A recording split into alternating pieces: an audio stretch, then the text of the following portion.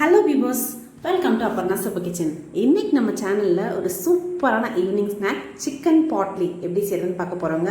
வாங்க வீடியோக்குள்ளே போகலாம். அதுக்கு முன்னாடி நம்மளோட சேனல் சப்ஸ்கிரைப் பண்ணாதவங்க மறக்காமல் கீழே சப்ஸ்கிரைப் பண்ண கிளிக் பண்ணிக்கோங்க.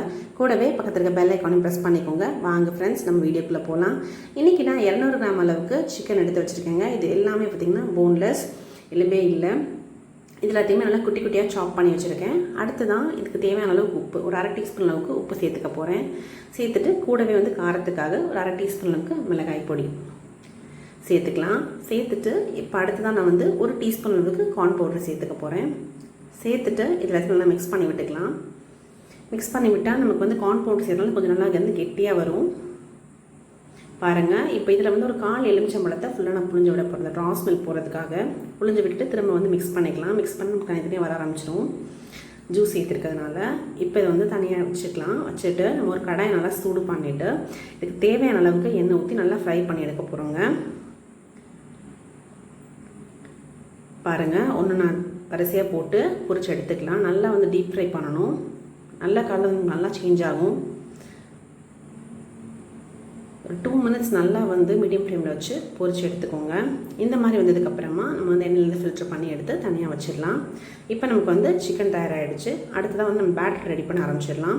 அதுக்கு ஒரு அகலமான பாத்திரத்தில் நான் எனக்கு 1.5 கப் அளவு மைதா சேர்த்துருக்கேங்க. சேர்த்ததுக்கப்புறமா இதுக்கு தேவையான அளவு உப்பு ஒரு அரை டீஸ்பூன் சேர்த்துக்கலாம். சேர்த்துட்டு ஒரு 2 டீஸ்பூன் அளவுக்கு எண்ணெய் ஊற்றிக்கோங்க. எண்ணெய் ஊற்றினதுக்கப்புறமா கொஞ்சமாக தண்ணி சேர்த்துட்டு நல்லா மாவு சாஃப்டாக பிசையணும். ஒரு 3-4 நிமிஷத்துக்கு அழுத்தம் கூட பிசைஞ்சோம் அப்படின்னா நல்லா மாவு சாஃப்டாக நமக்கு வந்துடும். பாருங்கள், இந்த மாதிரி நல்லா சாஃப்டாக உருட்டி வச்சுக்கோங்க. இப்போ அடுத்ததான் ஒரே ஒரு டீஸ்பூன் எண்ணெய் மட்டும் இதோட மேலே ஊற்றிட்டு எல்லா பக்கமும் நல்லா தேய்ச்சி விட்டுருங்க. இப்போ இதிலேருந்து குட்டி குட்டி உருண்டையாக பிரித்து எடுத்து தனியாக வச்சுக்கோங்க. அடுத்ததான் நம்ம பாட்லிக்கு தேவையான மசாலா ரெடி பண்ண ஆரம்பிச்சிடலாம். அதுக்கு ஒரு கடாயில் 2 டீஸ்பூன் அளவுக்கு எண்ணெய் ஊற்றிக்கோங்க. ஊற்றிட்டு பொடியை நறுக்கி வச்சுருக்க ஒரு பெரிய வெங்காயத்தை சேர்த்துக்கோங்க. அடுத்து தான் இதுக்கு தேவையான அளவுக்கு உப்பு கொஞ்சமாக மட்டும் சேர்த்தா போதும், போட்டுக்கலாம். இது கொஞ்சம் நல்லா வதங்கட்டும். வெங்காயம் நல்லா வதங்கினதுக்கப்புறமா ஒரு டீஸ்பூன் அளவுக்கு பொடி பண்ணி வச்சுருக்க இஞ்சி, அதுக்கப்புறம் ஒரு டீஸ்பூன் அளவுக்கு பொடி பண்ணி வச்சுருக்க பூண்டு, இது ரெண்டுத்தையுமே சேர்த்துடலாம். நம்ம சேர்த்துட்டு லைட்டாக வதக்கி விட்டுடலாம். இப்போ இதோட பச்சை வாசனை போனதுக்கப்புறமா நம்ம மசாலா பொடி சேர்க்க போகிறோம். இதுக்கு தனி மிளகாய் தூள், மிளகாய் பொடி மட்டும் சேர்த்தாலே போதுங்க. நான் ஒரு அரை டீஸ்பூன் தான் சேர்த்துருக்கேன். சேர்த்துட்டு நல்லா மிக்ஸ் பண்ணி விட்டுக்கோங்க. ஒரு 2 நிமிஷம் கழித்து நம்ம ஏற்கனவே ஃப்ரை பண்ணி வச்சுருக்கோம் அந்த சிக்கன் பீசஸ், அது எல்லாத்தையுமே நம்ம இதோட சேர்க்க போகிறோம். சேர்த்துட்டு சிக்கனை இந்த வெங்காயத்தோடு நல்லா கலந்து விட்டுருங்க.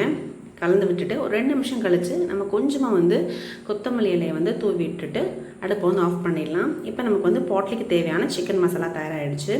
ஒரு பக்கம் நம்ம ஏற்கனவே மாவு ரெடி பண்ணி உருட்டி ரெடியாக வச்சுருக்கோம். ஸோ இப்போ நம்ம என்ன பண்ண போகிறோம் அப்படின்னா பாட்லி தயார் பண்ணிடலாம். வாங்க. ஸோ நான் எனக்கு ஒரு சப்பாத்திக்கல் எடுத்திருக்கேன். அது மேலே கொஞ்சமாக மைதாவை தூவி விட்டுருக்கேன்.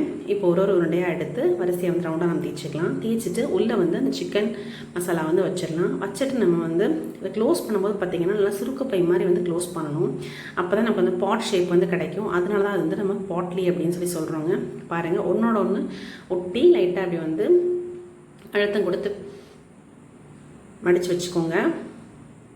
நம்ம ஒன்றா ஃபுல்லாக மடித்தோம் அப்படின்னா நமக்கு அந்த பானை ஷேப் கிடச்சிரும். இது பார்க்கவே ரொம்ப அழகாக இருக்கும். குழந்தைங்களுக்குலாம் ரொம்ப பிடிக்கும். அப்படி செஞ்சு கொடுத்தோம் அப்படின்னா இது ஒரு சூப்பரான ஸ்நாக் ரெசிபி. பாருங்க, இப்போ சுருக்குப்பை மாதிரி வந்துருச்சுங்களா. ஸோ இதே மாதிரி எல்லாத்தையுமே ரெடி பண்ணி செஞ்சு வச்சுக்கோங்க. அடுத்ததான் ஒரு எண்ணெய் சட்டியில் இதுக்கு தேவையான அளவுக்கு எண்ணெய் ஊற்றிக்கோங்க. ஊற்றிட்டு அதில் இதை நம்ம போட்டு பொரிச்சு எடுக்க போகிறோம். நல்லா இந்த பக்கம் வெந்ததுமே பின்புறம் திருப்பி விட்டுருங்க. 2 பக்கமும் நல்லா வெந்ததும் நம்ம இதை எண்ணெயிலேருந்து ஃபில்டர் பண்ணி எடுத்துடலாம். இது டேஸ்ட் அவ்வளோ சூப்பராக இருக்குங்க. கண்டிப்பாக நீங்கள் ரெசிபி ட்ரை பண்ணி பாருங்கள் எவ்வளோ அழகாக இருக்குன்னு சொல்லிட்டு சிக்கன் பாட்லி. இது ஒரு ஈவினிங் ஸ்நாக்ஸ் ரெசிபியாக நீங்கள் கண்டிப்பாக செய்யலாங்க. இந்த லாக்டவுன் டயத்துக்கு ஏற்ற ரெசிபி தான். ஸோ உங்களுக்கு இந்த வீடியோ பிடிச்சிருந்தா அப்படின்னா லைக் பண்ணுங்கள், கமெண்ட் பண்ணுங்கள், ஷேர் பண்ணுங்கள். மறக்காமல் எங்களோட சேனலை சப்ஸ்கிரைப் பண்ணுங்கள். உங்களோட ஆதரவை எப்பயும் போல் எங்களுக்கு கொடுத்துட்டே இருங்க. தேங்க்ஸ் ஃபார் வாட்சிங்.